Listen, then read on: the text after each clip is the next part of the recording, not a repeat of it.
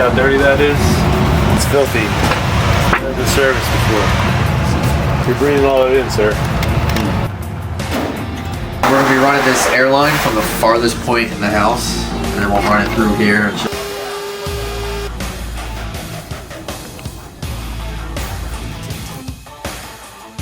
So these, that's fire hazard, dryer line. It's gonna hit the back of the dryer, pull all the lint mess out to the outside. I'll just install a new cover. I'm gonna get some tools and install this. I'm gonna seal all around every single connection so there's no air escaping.